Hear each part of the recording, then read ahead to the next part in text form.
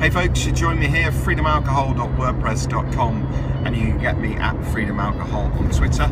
But join me here, and today I've been thinking about happiness and listening to happiness and reading about happiness. What's really interesting about being free from alcohol is that your shift, once you're free from the drug, moves towards seeking happiness. It moves towards analysing yourself and thinking about what's important to you and how you can be happy. I've been listening and reading to, and this is only very, very recent, to some information on happiness by the Dalai Lama. There you go. I feel really, really impressive now quoting him. And in the book, it talks about the importance of happiness in your life and how you go about finding true happiness. And I don't confess to be an expert on this, and I haven't read all of the information available, and I must confess that, but there's some really good points coming out already about happiness. And that is that happiness comes from the mind and from the spirit. It comes from those two key areas. When we talk about the mind, it's your being, it's who you are. It's a very self-centered thing. However, the point is that actually there's people who are happy, unsurprisingly, are those people who look externally and look to help others, to bring happiness to others, to avoid confrontation, and to promote positive things, the commonalities between humans, and they seek happiness through this. And being happy doesn't necessarily mean that you have, that you're superbly beautiful, attractive, wealthy, that you're physically fit. It is through the mind that comes, and through a mindset. And I believe that this is something that you can teach yourself, something that you can learn, and something that you can train. And it does talk about this again in this book, and I'll try and give some more details. But if you search online, they've most certainly come up. It's been around for years. I think the book was first released in the 1990s, 96. So I'm working my way through that. But yes, it talks about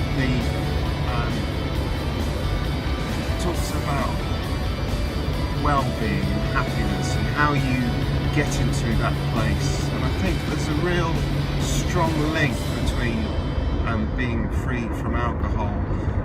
It talks about planning your days and making the most of your days. It talks about asking questions. So questions along the lines of, at the end of the day, did you make the most of your time? What did you achieve? Do you feel that it represented the best use of your day? And that could be many different things for many different people. And for me today, I'm having a great day, in fact, today in particular, and there will be ups and downs, but today is a particular high because I have got back into my exercise, and I have done some organising around my house. I have said hello to lots of people during my run today, which is nice. You get a really good, I got really positive responses from everybody.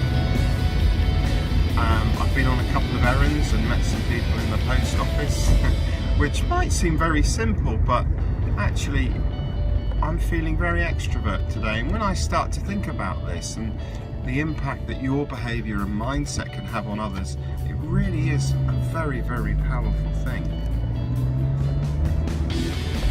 So just continuing some of these thoughts, there is a strong link, as I've said, between alcohol, freedom and happiness. And once you shift away from the chemical imbalance that you've got, so you're getting in through the months of being free from alcohol, it really does become a focus on happiness, I think, and behaviour and your goals and life purpose. And I think this is where the happiness comes in. I was also listening to a guy who described a situation. It was on describes a situation where he's going to a school reunion, and he talks about meeting some of his friends from 20 years ago, and he said that 80% of the people that he met he felt weren't happy, and 20% of those people were happy.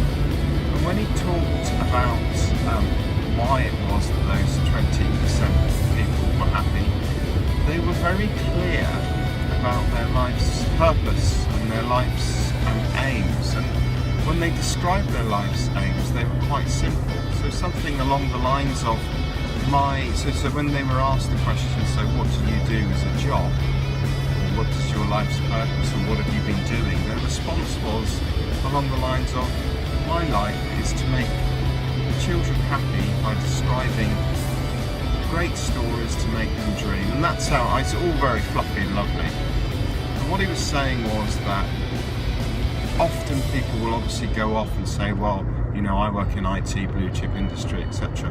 That is just the thing, the brand that you do. But your life purpose is far more detailed than that. So happiness could be your life's purpose.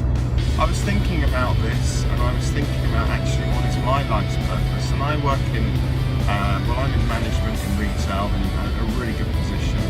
But actually, when I break that down, my life's purpose is to make other people happy and be the best that they can in their job. And that sounds really open and washy, but actually, if I can get other people to think about how they can be great, whether in their work or whether in their other parts of their lives, and have some, even this minute tiddlywink influence on this, then I feel that I'm fulfilling my life's purpose. So that's mine, bringing happiness to others and helping them be the best they can do through what I have learned in my life. And I hope that in this experience of being free from alcohol and my experience from going free from alcohol, I'll be able to do more of this and maximise more of this.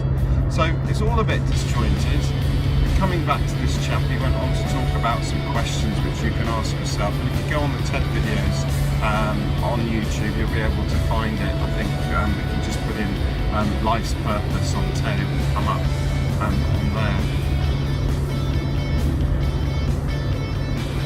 So coming back to my day, I've had a great day. I've been to the gym. I've been very focused on getting things done and looking forward to the holiday which is coming up.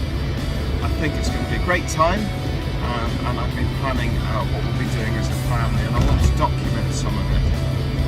The other thing I think which is really exciting about my holiday is that it's going to be the first time which I've been on holiday where I won't be drinking alcohol. The first time since January 2015 when I went free from alcohol. And I'm hoping, oopsie-daisy, I just beeped when I reset my clock then. I hope that, I know actually, that it will give me a completely different perspective on going on holiday. I've heard other bloggers talk about going on holiday free from alcohol and how wonderful it is. And I know it will be, because I'm happier today on my day off. I'm happier without alcohol in me. I'm more alert, I'm more here, I'm more present. I've achieved a lot more, and I see the world very differently. So really looking forward to the holiday, looking forward to continuing to develop my 5-step plan. And the more I read and the more I learn, the more I think about whether I want to change some of this and perhaps approach it differently. Especially, just now talking about happiness, thinking about when you go free from alcohol, is it actually happiness that you're searching for? Because people who drink are often introverted, they're often stuck in a loop, they're often very sad, they're often depressed, they're often all of these things.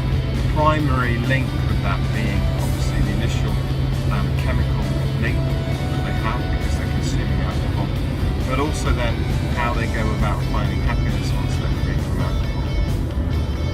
I hope some of this made some sense. It's my rambling thoughts for the last week or so. And if there's anything I can help with, please don't hesitate. You can tweet me at Freedom Alcohol, and you'll see my image on there. Or you can get me, obviously, freedomalcohol.wordpress.com or alcoholfreedom@gmail.com. Check back in soon. Have a good rest of the day, and thank you for listening.